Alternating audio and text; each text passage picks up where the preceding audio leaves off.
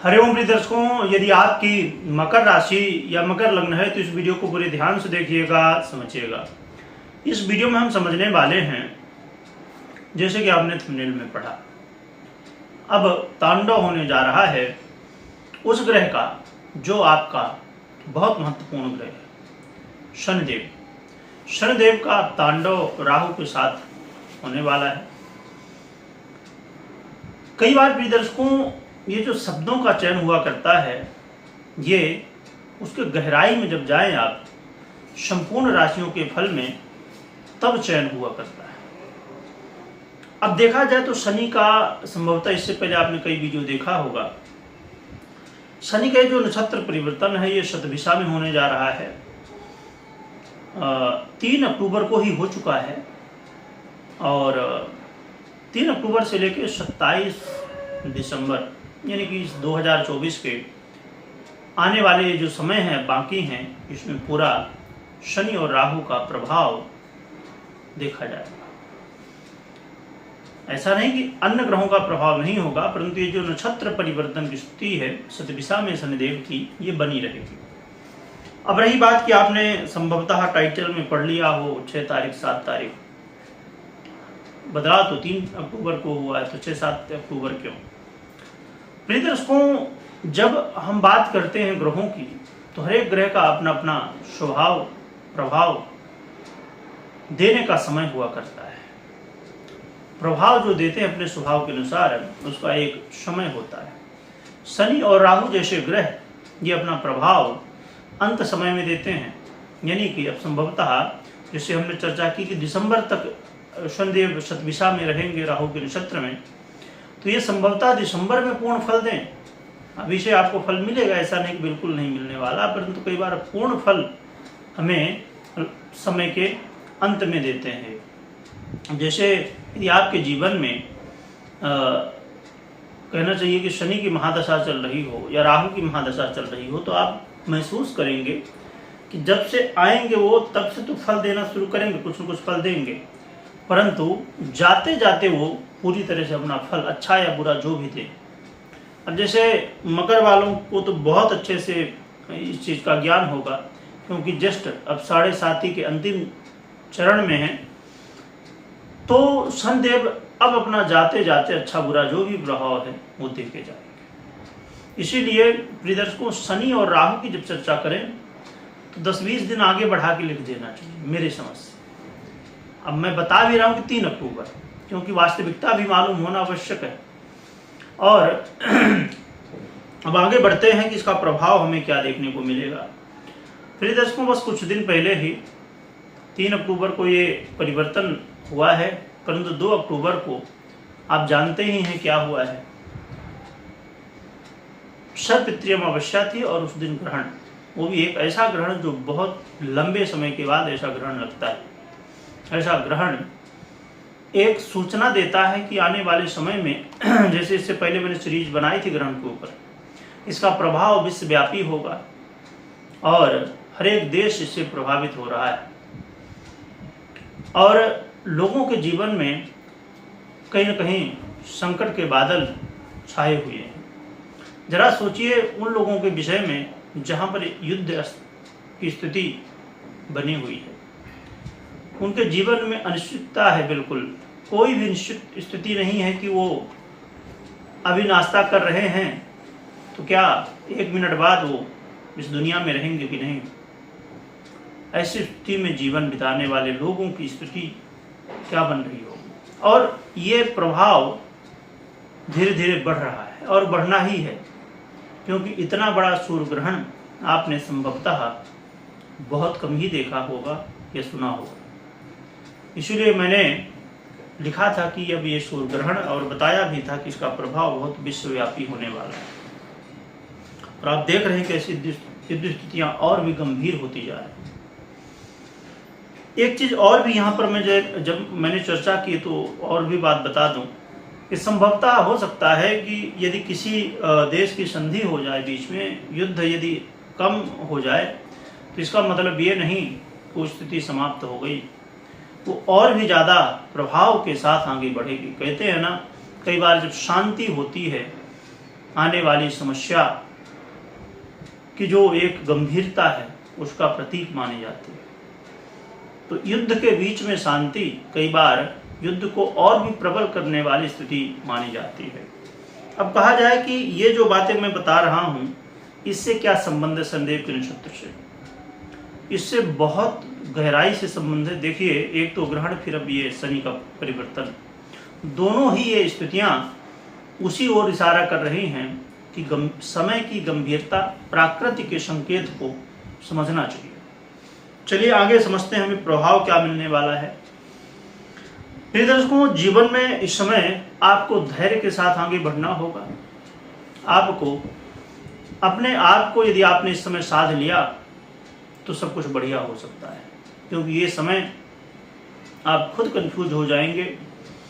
आप निर्णय जो लेंगे संभवतः वो पहले तो अच्छे लगे कि बहुत बढ़िया, हमने तो बड़ी बुद्धिमानी का काम कर दिया, पर बाद में लगे, पता चला कि अरे ये तो सब उल्टा हो गया।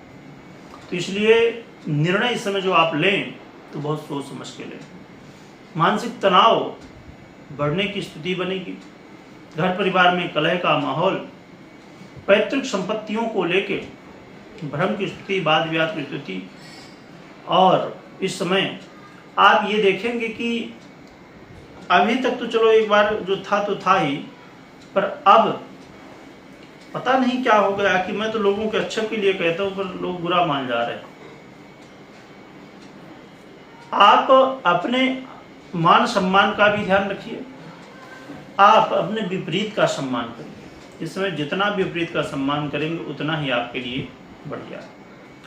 पर एक अच्छी बात जरूर है, इस समय आपके अंदर एनर्जी की वृद्धि भी देखने को मिलेगी और बड़े जोश के साथ अपने कार्यों को आप करेंगे। आपको संभवतः आप कोई ऐसा काम कर रहे हो जिसमें निर्णायक स्थिति हो, वहां पर सफलताएं भी प्राप्त होंगी।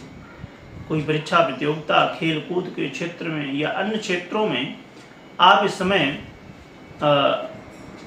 कोई न कोई परीक्षा दे रहे हैं या कोई न कोई इंटरव्यू दे रहे हैं, तो वहां पर सफलताएं मिलने की संभावनाएं बढ़ जाएंगी।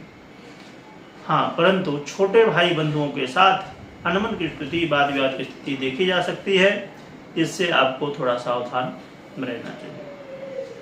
पर इस जोश के गंभीरता को मैं बताना चाहूंगा, क्योंकि ये जोश जो है मिच्योर नहीं है। ये जोश जो आपको अभी आने वाले समय में दिखेगा, इसमें गहराई नहीं है, जिसमें वो अनुभव नहीं है जो इस जोश में, किसी भी जोश में यदि हो तो वो उसको सफल बनाता है।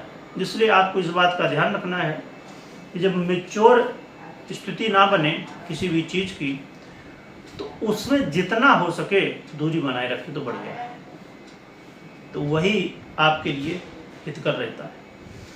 तो देखा जाए तो ये जो शनि का नक्षत्र परिवर्तन है राहु के नक्षत्र में, ये कहीं ना कहीं आपके जीवन में अचानक स्थितियों को उत्पन्न करेगा और आप अचानक संभवतः इस समय धार्मिक यात्राएं कर लें। इस समय आप अपने जीवन में कुछ ऐसा काम भी कर सकते हैं जो लोगों के हितों के लिए हो। अभी भले संभवतः आपको, क्योंकि जब लोगों का हित करेंगे, किसी को कुछ सहयोग करेंगे, तो थोड़ा सा आपको भी समझना होगा, तभी सहयोग कर पाएंगे। परंतु ये चीज़ आज तो फल दे तो बढ़िया है, ना दे तो जीवन में कभी न कभी एक ऐसा समय आता है जो हमें बहुत ज़रूरी होता है कि हमें कोई हेल्प करे। तो ऐसी स्थिति में जब हम किसी की हेल्प करते हैं तो वो समय में हमारे काम आता है। तो इसलिए आप इसमें हेल्प भी लोगों की करेंगे और करना भी चाहिए। इस समय आपको अपने मन को जितना हो सके भगवान के प्रति लगाइए और साथ में जीवन में सतमार्ग में चलिए।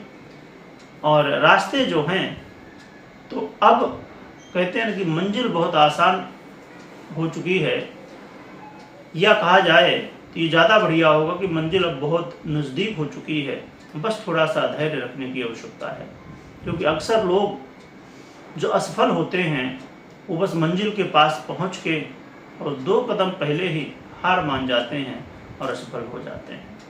तो शनिदेव का ये जो प्रभाव आपको प्रभावित कर रहा, चाहे वो नक्षत्र परिवर्तन के तौर पे हो, चाहे राशि और 7.5 के तौर पे हो, आपके राशि की 7.5 चल रही हो, तो ये सभी प्रभाव अब आपको वो समय कहीं ना कहीं दिखाने वाले हैं कि जब एक पत्थर को गढ़ा जाता है, मूर्ति बनाई जाती है, तो बहुत समस्याएं हैं, तो उसको बहुत जगहों से खंडित किया जाता है, बहुत जगहों से उसको आकार दिया जाता है, परंतु जब मूर्ति तैयार हो जाती है तो उसी मूर्ति की पूजा होती है।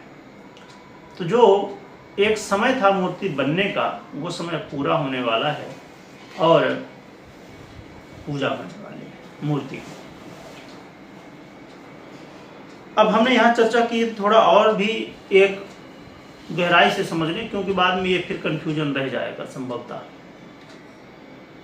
कुछ लोग अब जैसे ही मार्च में 7.5 खत्म होगी कुंभ की, मकर वालों की, और कुंभ वालों की भी 7.5 में परिवर्तन होगा, वैसे ही लोग, खासकर मकर वाले, कुंभ वाले तो सोचेंगे अब चलो चल रही है तो समस्याएं हैं, पर कुंभ वालों को एक बात यहाँ लग रही होगी कि बस अब तो मार्च से सब कुछ बदल जाएगा।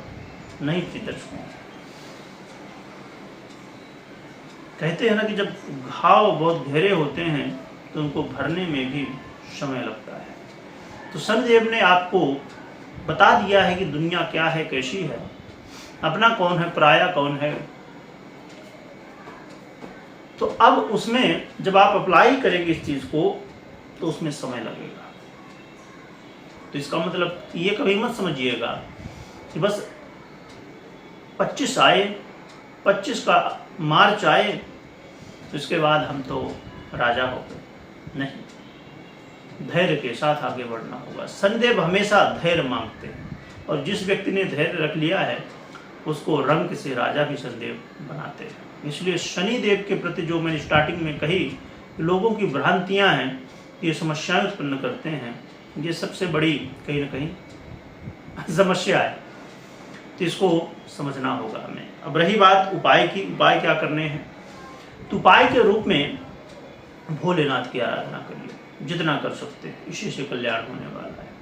कमेंट में ओम नमः शिवाय लिखिएगा, लिखने के साथ स्मरण करिएगा। वीडियो देखने के लिए बहुत बहुत धन्यवाद।